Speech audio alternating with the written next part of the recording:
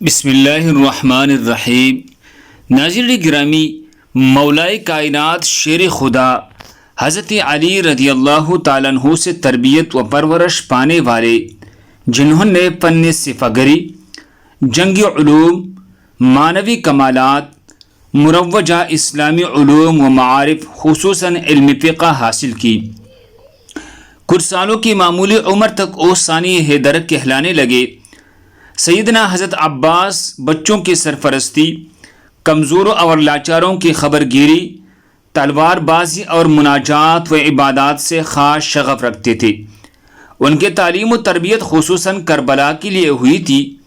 لوگوں کی خبر گیری اور فلاح و بہبود کے لیے خاص طور پر مشہور تھے۔ اسی وجہ سے آپ کو باب الحوائج کا لقب حاصل ہوا۔ حضرت عباس کی نمایاں ترین خصوصیت ایثار و وفاداری ہے، جو ان کے روحانی کمال کی بہترین دلیل ہے۔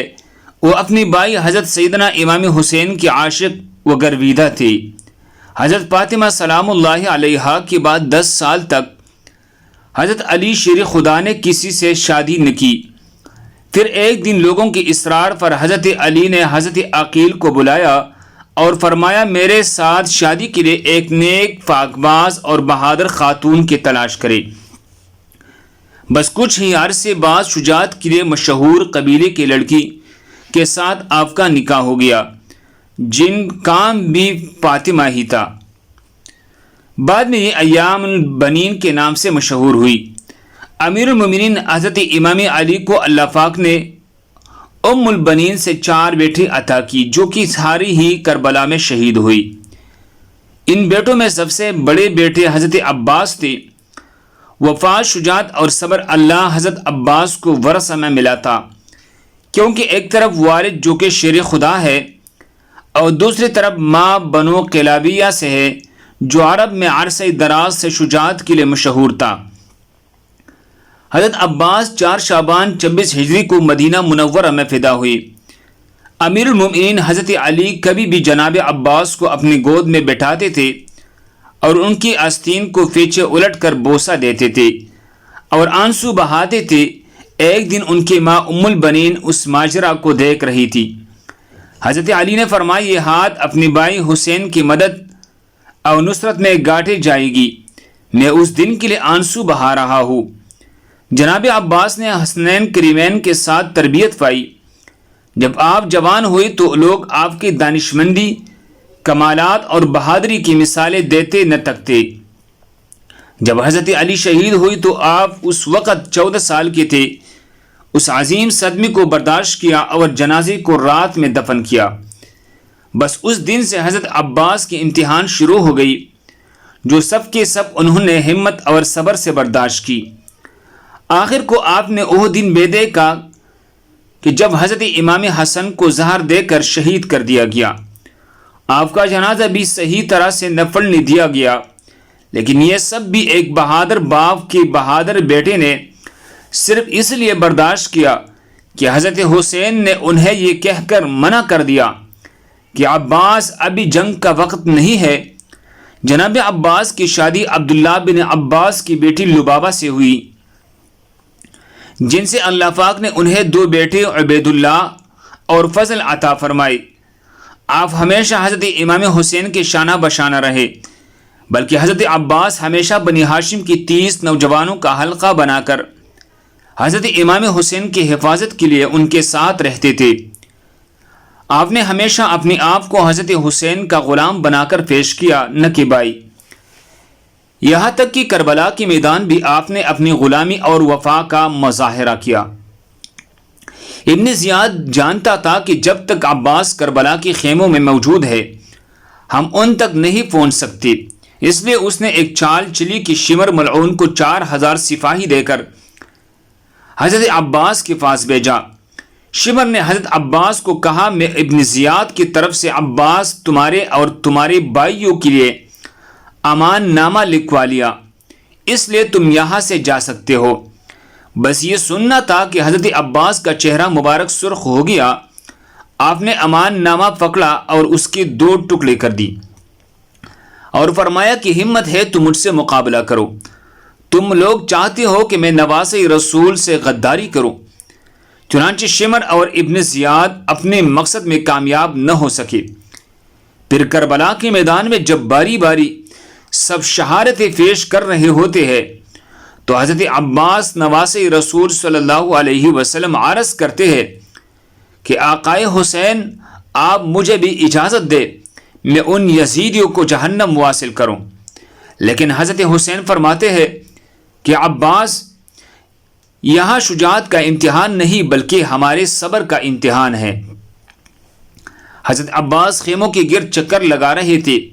حضرت بی بی سکینہ ہاتھوں میں مشکیزہ لی جناب عباس کے قریب آئی اور کہنے لگی، چچا عباس، میرے اصغر نے 3 دن سے پانی نہیں پیا۔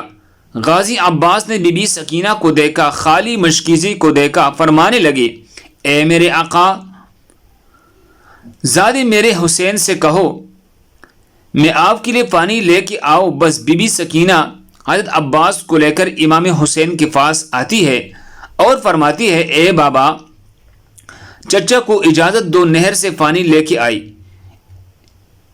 امام حسین نے غازی عباس کے چہرے کو دیکھا، ایک آہ بری اور فرمایا، سکینہ عباس جاؤ میرے بہن زینب کے پاس، اگر میرے بہن عباس کو اجازت دیتے ہیں تو عباس تم چلے جانا۔ حضرت عباس اور معصوم سکینہ بی بی حضرت زینب کے خیمے کے قریب آتی ہے۔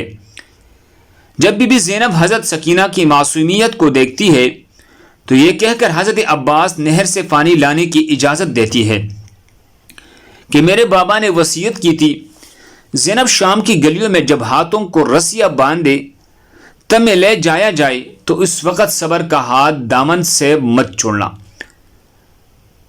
اور میں کہا کرتی تھی کہ جس کا عباس جیسا شیر بھائی کوئی اس کو گرفتار بھی کر سکتا ہے۔ حضرت عباس پانی کی مشک لے گھوڑے پر سوار ہوتے ہیں، ایک ہاتھ میں علم اٹھاتے ہیں اور نہر کے طرف بڑھنے لگتے ہیں۔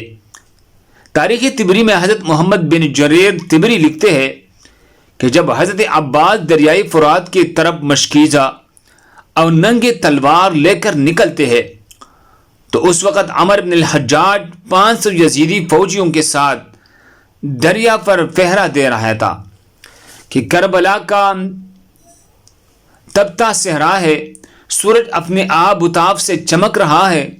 جب پہرہ داروں نے ایک شاہ سوار کو ننگے تلوار کے ساتھ آتے دیکھا تو فوج میں ہلچل مچ گئی۔ تاریخ گواہ ہے حضرت عباس نے 113 یزیدیوں کو چیر ڈالا اور دریا پر پہنچ گئی۔ باقی فوجی امداد لینے کے لیے اپنے کیمپوں میں بھاگ گئی۔ حضرت عباس نے اپنا علم دریا کے کنارے گاڑا اور مشک میں پانی بھرنے لگے۔ مشک کو بھرنے کے بعد آپ نے خود پانی پینے کے لیے چلو بھرا اور پھر یہ سوچ کر پانی گرا دیا کہ میرے آقا حسین اور ان کے آل کب سے پیاسے ہیں۔ اللہ اکبر دوستو، کہ عباس سے وفادار شخص اس دنیا میں، پھر اپنے سوچا کہ اپنے گھوڑے کو پانی پلا لیتا ہوں، لیکن گھوڑا بھی وفادار ہی تھا، اس نے پانی نہ پیا۔ اتنی دیر میں عمر اپنی فوج کی دوبارہ سب بندی کرتا ہے اور پیچھے سپاہی بھی مدد کے لیے آ جاتے ہیں۔ حضرت عباس مشکیزی اٹھائے گھوڑے پر سوار ہوتے ہیں، اتنے میں ایک تیر ان کے کندھے پر آ کر لگتا ہے۔ حضرت عباس گھوڑے کو خیمے کی طرف دوڑاتے ہیں، صفائی ان کو گھیر لیتے ہیں اور تیروں کی بوچھاڑ کر دیتے ہیں۔ عمر آواز لگا کر کہتا ہے، یہ پانی خیموں تک نہ پہنچنے پائی، اگر ان کو پانی مل گیا تو ہمارے خیر نہیں۔ اتنے میں ایک بدبخت نے چھپ کر تلوار کا وار کیا تو آپ کا ایک بازو قلم ہو گیا۔ آپ پانی کا مشکیزہ دوسری ہاتھ میں پکڑتے ہیں، پھر دوسری بازو پر بھی وار ہوتا ہے اور دوسرا بازو بھی قلم ہو جاتا ہے۔ اس کے بعد جناب عباس پانی کا مشکیزہ منہ میں پکڑ لیتے ہیں، پھر سب یکجا ہو کر تیر برساتے ہیں۔ پانی کی مشکیزہ کو بھی لگے ہے اور پانی بہہ جاتا ہے۔ جیسے ہی پانی بہتا ہے تو میرے آقا کی آنکھوں میں بھی آنسو آ جاتی ہے۔ وہ گھوڑے سے نیچے گر جاتے ہیں، تیروں سے نڈال ہو جاتے ہیں۔ یزیدی فوج پتھا کے نعرے لگاتی ہوئی واپس ہو جاتے ہیں۔ جب امام حسین حضرت عباس کو گرتا دیکھتے ہیں تو ان کی طرف بڑھتے ہیں اور آ کر حضرت عباس کا سر مبارک اپنی گود میں لے لیتے ہیں۔ حضرت عباس پہلے دفعہ حضرت امام حسین کو اپنا بھائی کہہ کر پکارتے ہیں۔ اور معافی مانگتے ہیں کہ میں معصوم سکینہ کے لیے پانی نہ لا سکا۔ آپ کی روح مبارک دارالفنا سے دارالبقا کے طرف کوچ کر جاتی ہے۔ اب سارے شہادتی ہونے کے بعد جب سارے سرگردنوں سے اتار دی جاتے ہیں تو ان کو نیزوں پر چڑھا دیا جاتا ہے، تو صاحب وفا حضرت عباس کا سر نیزے پر نہیں رکتا اور بار بار گر جاتا ہے۔ یزیدی فوج پریشان ہو کر حضرت زین العابدین سے پوچھتے ہیں کہ ایسا کیوں ہے، جس پر آپ ایک تاریخی جملہ فرماتے ہیں، میرے چچا نے ساری زندگی حضرت حسین کی برابری نہیں کی، تو اب مرنے کے بعد ان کا سر بھی حسین کے سر کے برابر نہیں رک سکتا۔ اللہ اکبر یہ سن کر شمر کہتا ہے کہ عباس کے سر کو گھوڑے کے زین سے باندھ دو۔ لاکھوں کروڑوں سلام ہو حضرت عباس کی وفا پر۔ اللہ پاک ہم سب کو بھی اللہ کی دین، اس کی پیاری نبی حضرت محمد صلی اللہ علیہ وسلم اور ان کی آل پاک سے وفا کرنے کی توفیق عطا فرما دے۔ اے اللہ ہم سب کی گناہوں کو معاف فرما دے اور ہمیں سمندری وفا حضرت عباس سے چند قطرے وفا، صبر اور بردباری کی عطا فرما دی۔ اے اللہ ہمیں لوگوں کے لیے آسانیاں پیدا کرنے والا بنا دے۔ اللہ ہم سب کو اس پر عمل کرنے کی توفیق عطا فرمائی۔ دوسرے مسلمانوں کے فائدے کے لیے آگے ضرور شیئر کرے۔ جزاکم اللہ خیر۔